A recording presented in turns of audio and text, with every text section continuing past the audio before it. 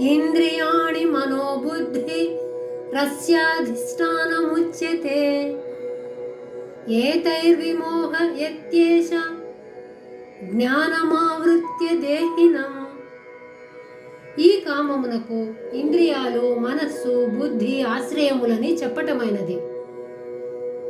ఆ ఇంద్రియాదుల చేత కామము ఆత్మజ్ఞానమును కప్పి ఉంచి మనిషిని మోహపెట్టుచున్నది. ఇంతకు ముందు కామము స్వరూప స్వభావములను వర్ణించి చెప్పటమైనది.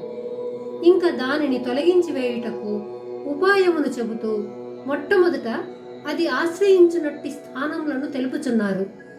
ఎందుకంటే శత్రువును జయించాలంటే అతడు ఉండే చోటు చక్కగా తెలిసి ఉండవలను. ఈ కామమునకు ఆశ్రయ స్థానములు ఇంద్రియములు, మనస్సు, బుద్ధి, వీటి ద్వారా అది ఆత్మజ్ఞానమును కప్పిపెట్టి జీవుడిని మోహానికి గురి చేస్తుంది. జీవుడు కామము వలన ఎంతగా బాధపడుతున్నాడంటే జీవునిలో ఉన్న ఇంద్రియ మనోబుద్ధులు కొన్ని స్థానములను సంపాదించుకొని, కొంత పట్టు సంపాదించుకొని చివరకు జీవుడినే పడగొడుతుంది. ఇప్పుడు కామమును జయించాలంటే దాని ఆశ్రయములు అయిన ఇంద్రియాదులను మొదట జయించాలి.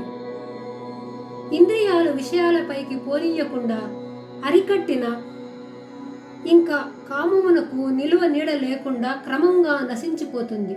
ఇదే కామమునకు చక్కటి ఉపాయం.